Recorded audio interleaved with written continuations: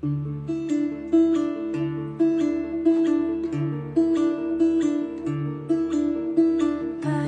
blue and yellow, candles warm and windows bare, tracing upturned smiles of portraits drawn to disappear.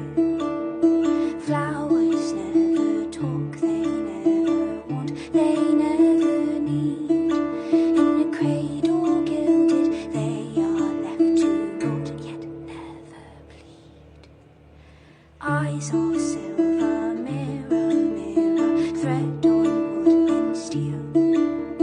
Keep what can be kept and leave to see which one will kneel.